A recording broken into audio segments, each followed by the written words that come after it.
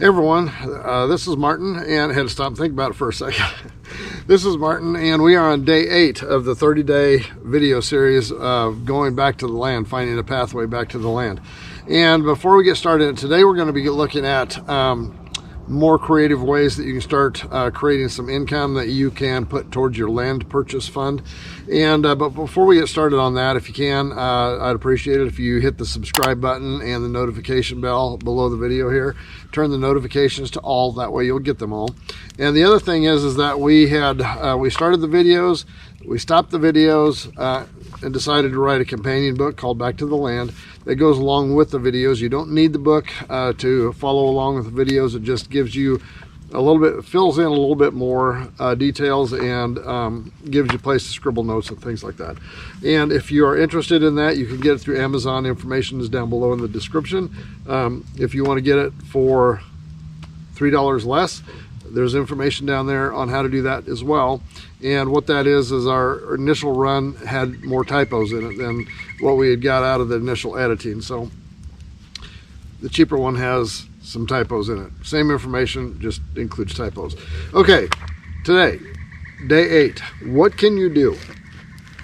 And when I ask that question, I'm mostly asking it in relation to what can you do, what kind of skills do you have that you can apply as a side gig, or just extra skills that you can do to start creating some income.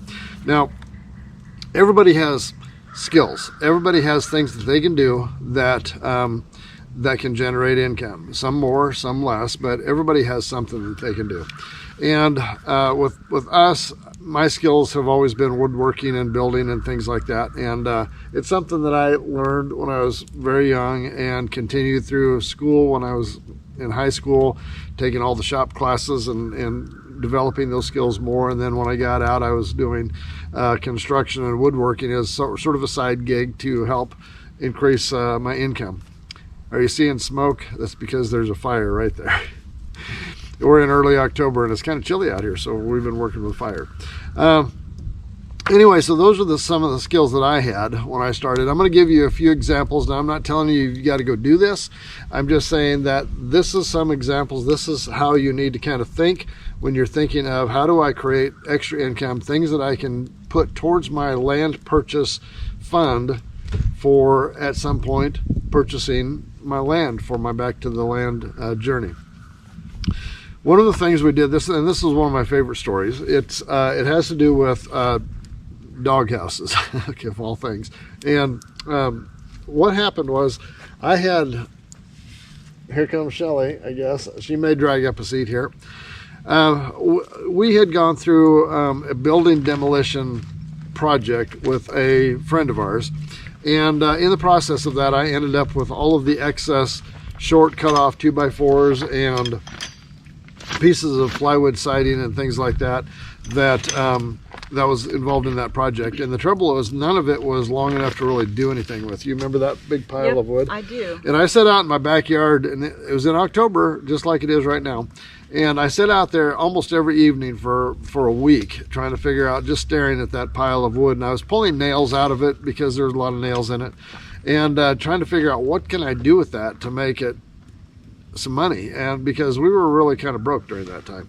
And I noticed down the road just a little ways was a dog kind of huddling around his doghouse because he was cold. And I thought, well, I can make dog houses out of this.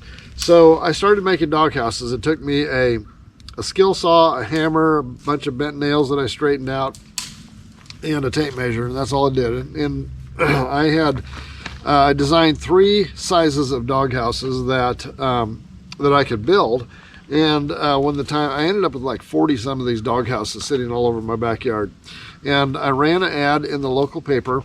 It was like $9 per week, but if you ran 3 weeks, you would get the 4th one for free. And we couldn't afford 1 week's worth of ads, much less 3 weeks worth of ads. But I finally kind of just pulled the trigger on doing the 3 weeks so that we had so we could get the extra 4th week. And the first week the ad came out, weather was beautiful, no calls. Second week, same thing, weather was beautiful, no calls. Third week, weather was beautiful, no calls. The 4th week, on that free week, a big cold front came through, and there was sleet and wind and rain, and just it was miserably cold out. And the phone rang off the hook, and I ended up selling all of those dog houses in a matter of like 2 weeks, and ended up putting several $1,000s into our bank account, which helped us get through the wintertime. Now, this was back in the early 80s, so I mean, money went a lot farther back then, but that got us from October through about mid-February. So it was a big thing. And if you find something that you can put that kind of money back into your land purchase fund, you can ramp things up a lot faster that way. Another one of my stories that had to do with what I could do to start creating income was we had a neighbor that had bought a huge bunch of hundreds and hundreds of the old brass P.O. box bank doors that were combination locks for P.O. boxes at the post office, actually, not a bank. But he wanted to turn those into piggy banks. He wanted someone to build a box for him that they could attach those doors to, that he could sell at craft shows and things for piggy banks. And he was going to have multiple people submit their design for that and actually build one. And so I decided that there was opportunity there. So I went to the trouble of creating a jig for my table saw that made finger joint box joints. And what that means is at the end of the joint where the wood goes together, they fit together kind of like that, finger joints. All right, are we done with that yet? I'm sorry. So that was that. And when I got done with that, he fell in love with it because it had an antique look that sort of fit the P.O. box bank doors. They were brass and had a little glass window in them. And he loved them, and I got the deal. Before I started building them, I hit him with a curveball. I said, I tell you what, I'll build these for free for you in exchange for half of the doors so that I could make some. We were running a craft business at the time. And so he agreed to that. It wasn't going to cost him anything. He was going to have half as many, but it wasn't going to cost him any out-of-pocket money. So we did that, and I ended up making several $1,000s with that too, just because of that extra step of not only was I building the boxes for those P.O. box doors, but I ended up securing half of them for myself in the process of doing that. And the interesting thing is, it's such small pieces of wood that I had stacks and stacks of scrap lumber that was too small in my shop to really do anything with. And I used all that up. It was probably $100 worth of scrap lumber is all it was. So it made, it took something that I could do and turned it into something that put money in our pocket. And you can, find those things, put money into your land purchase fund. You may not think that you have any skills, and if that's the case, I'm going to tell you one other final story before we close this video out, because this is something anybody can do. You have to develop a little bit of a skill on what people are interested in buying. But I was working at a job down the road from where we lived, and across the road from that job was what looked like a perpetual yard sale going on. And as I looked at it closer, I could tell that it wasn't going on all the time, but it was about every other weekend. But there was just activity going there all the time, made it look like it was there all the time.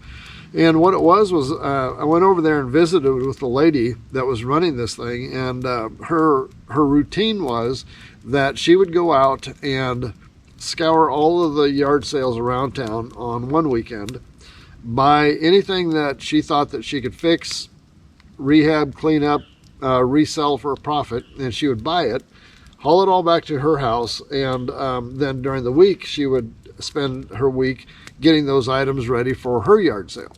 And then when the next weekend came around, she'd be running her yard sale, and she would have all this new stuff out there that she had bought and cleaned up and fixed and all of that.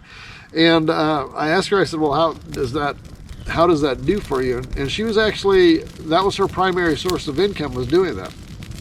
And it required nothing but the ability to go learn what would resell good at her yard sales and go around and buy that stuff, bring it back, clean it up, fix it up, then make it for sale again.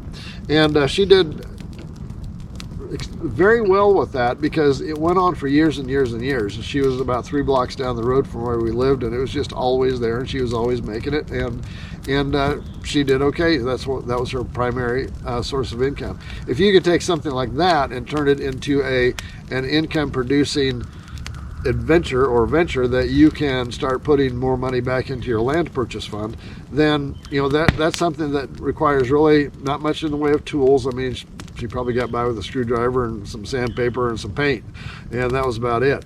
And she did really well with that. That's an idea that you can use. Anyway, we're gonna wrap this one up.